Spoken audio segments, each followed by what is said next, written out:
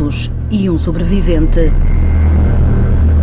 Todos pertencentes ao Conselho Oficial de Praxe Académica da Universidade Lusófona. Todos obrigados a assinar um termo de responsabilidade.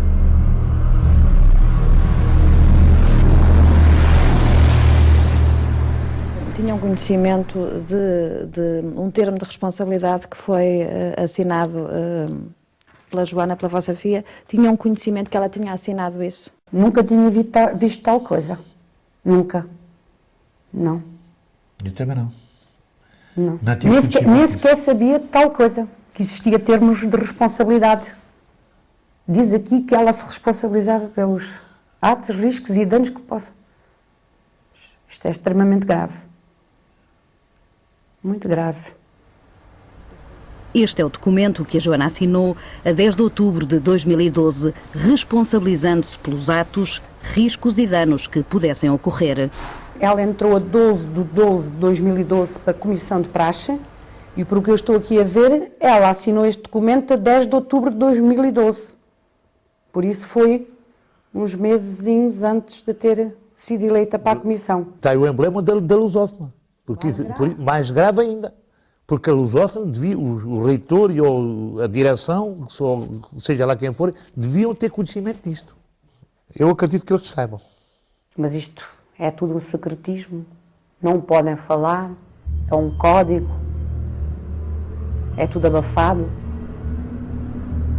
Ao documento assinado pela Joana juntam-se mais 17 que a TVI teve acesso, todos assinados em outubro de 2012, obrigatórios num código baseado em reuniões secretas, levadas ao limite, com riscos assumidos. O documento que tenho em mãos é a prova disso mesmo, um relatório sobre um fim de semana idêntico ao do MECO passado em Santarém. Está datado de 16 de dezembro de 2011.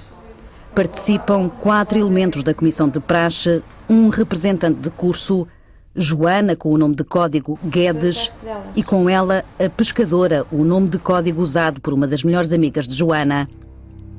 Na altura eram na hierarquia da praxe pastranas, um título dado a todos os estudantes que estão vinculados à praxe académica com 2 matrículas na Universidade Lusófona. Antes já tinham sido besta e caloiras, a base da hierarquia. A mensagem era clara, o fim de semana tinha como objetivo fazer um clique académico nos pastranos, ou seja, ensinamentos que iam para além de explicações em atividades ditas normais. Tiveram que sentir tudo o que lhes foi transmitido, com dores, com choros. As provas começam ainda durante a viagem de ida. Estávamos no meio da Lesíria e do Tejo e escondemos os carros. Dissemos que tinham que fazer o resto do caminho a pé. Elas muito assustadas, no escuro, com cães a ladrar. Ainda nessa noite, já na casa alugada, mais um desafio é proposto. Vamos testar como é que elas reagem em pressão. Fomos para uma sala completamente às escuras. A comissão de praxe estava escondida no escuro a bater com a capa nas portas, no chão, nas paredes. Um dos veteranos pergunta à Joana: por que estás aqui? O que é para ti a base do academismo?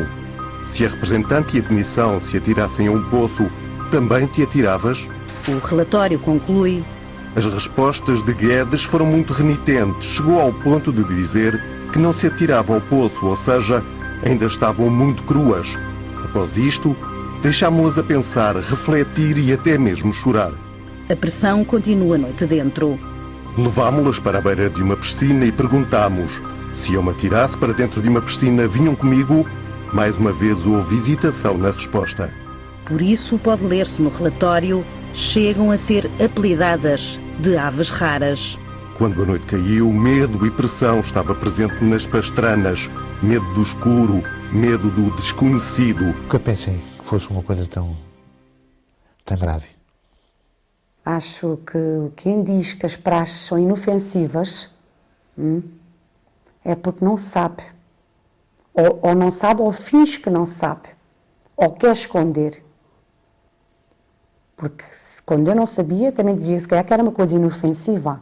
Agora posso dizer que as praxes efetuadas na Universidade Lusófona não são praxes normais. Aquilo faz-me lembrar aí gente daí dos fuzileiros, dos comandos, aquilo é uma tropa de elite.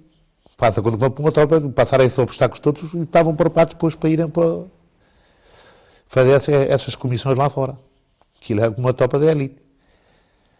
Segundo os contas, jogarem-se para dentro de água no inverno, não sei, Em pleno dezembro. em pleno dezembro, jogarem-se para dentro de água, Como é que é possível? aquilo faz-me lembrar, e não sei onde é que... A obediência segue à hierarquia, preparadas para subirem de título. Em apenas um ano, Joana sobe à categoria de doutora e passa a fazer parte da comissão de praxe.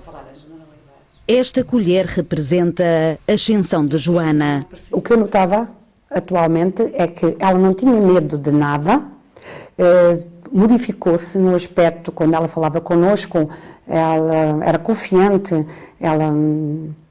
Muitas vezes, com certas conversas que ela tinha com a gente, eu até já tinha comentado com o meu marido e tinha dito assim: a nossa Joana está diferente, não está tão, como é que eu dizer, parece que não tem medo das coisas.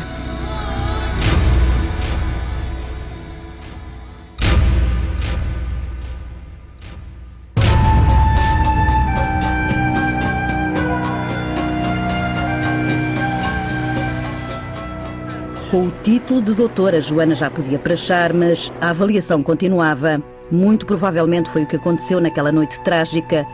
Com o Dux presente, o chefe máximo da praxe académica, o fim de semana do MECO seria uma espécie de teste para avaliar praxes. Segundo o Código de Conduta, só o Dux é que não pode ser alvo de praxe académica. Foi preciso a minha filha falecer para eu descobrir uma coisa destas, macabra, que isto, para mim, isto é horrível. Uma espécie de sociedade secreta em que todos têm um nome de código e têm que cumprir com o que manda o código. Os que não o fizerem têm a designação de desertores. Todos os passos são controlados. O uso de telemóvel é proibido durante as atividades da Comissão de Praxes, com exceção do Dux, que o pode usar. Não é por acaso que João Gouveia, na noite fatídica, foi o único que levou o telemóvel para a praia. Muito provavelmente, Joana já não chegou a ler esta mensagem de uma das amigas das praxes, enviada às 23 horas e 26 minutos da noite da tragédia. No dia 14 de 12 de 2013, às 23h26, a minha filha recebe uma mensagem a perguntar se ela está viva.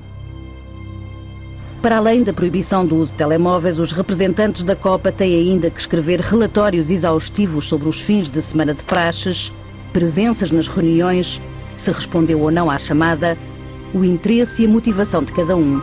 Tudo é escrutinado e registado. Neste caso, a Solidária, nome de código, terá comparecido à reunião para a preparação da primeira semana de praxe, mas não terá ido trajada. Existem ficheiros individuais com perfis traçados, destacando pontos fortes e fracos da personalidade. No caso da Joana, é salientado como ponto forte o facto de opinar, de ser interessada, responsável e motivada. Como ponto fraco, não transmitir a opinião a quem deve. Aqui, por exemplo, Chinese, nome de código, é considerado demasiado brando. A pescadora, uma das amigas da Joana, é tida como corajosa, mas insegura e com dificuldade em confiar. Um controle de personalidade ao mesmo tempo que é exigido rigor na apresentação. Quem não obedecer é castigado e poderá ter mesmo que ir a julgamento com um juiz, neste caso o Dux ou o Honoris Dux, o título máximo da hierarquia e ainda os respectivos advogados. No dia 14 de dezembro, Joana e mais 5 colegas morrem trajadas nas águas turbulentas do Meco, muito provavelmente sem sequer terem dimensionado o risco e o perigo que as esperava. Mais de um mês depois da tragédia no Meco, permanecem muitas perguntas sem resposta. Foi o que me restou do traje foi estas duas camisas, e estão cheias de betadine, porque ela estava doente da garganta e levava um frasco de betadine. Esse frasco desapareceu, que não me foi dado, não sei se despejaram, que deve ter havido qualquer coisa, com a pressa de arrumarem as coisas, despejaram e jogaram-no fora. Mas acha que isso foi arrumado à pressa, é isso? Eu acho que isso foi arrumado à pressa, que jogaram isto lá para dentro do saco, porque estava tudo amachucado, e eu nem sequer ainda consegui, nem sequer lavei isto, tenho tido isto dentro do saco, porque nem sequer tenho coragem de Só de pensar que é o que me resta do traje dela, não é? Não tive coragem de lavar isto. Achou estranho o facto de terem sido entregues na lusófona? Foi. Não esperaram que os pais chegassem. Eu cá para mim, aquela casa, ninguém tinha entrado na casa até os pais chegarem. E os pais é que haviam de ver qual eram os pertences dos filhos. Por isso os pertences foram remexidos, Eu não sei se está aqui as coisas todas da minha filha. Pode faltar alguma coisa. E eu não sei. Sinceramente. Quem é que arrumou as coisas? Que é isso que eu gostava de saber. Quem é que pôs as coisas nos sacos? Teve que ser alguém que sabia, mais ou menos. Porque as coisas da Joana estavam ali todas certinhas. Só a única coisa que estava fora era a bolsinha de cosmética e a manta. O resto estava tudo no sítio certo. João Gouveia, o único sobrevivente, o único que podia contar o que aconteceu naquela noite, continua fechado em casa, em silêncio. O João tem mãe, não é? A mãe põe-se no lugar das outras mães que perderam os filhos. A minha filha não tenho mais filho nenhum, não é? E agora fico pensando, o que é o meu sentido de viver? Para que é que eu trabalho?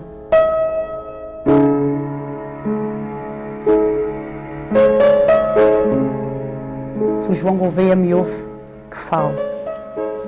Já nada me traz a minha filha de volta, não é? A minha vida já não vai ser igual.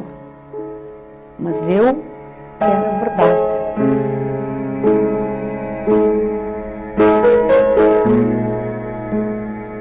E eu não posso pensar que ela morreu desta maneira tão estúpida. Uma jovem com 21 anos morre de uma maneira tão trágica. Uma menina linda, que acabou desfigurada, irreconhecível, e que nós não conseguimos ver.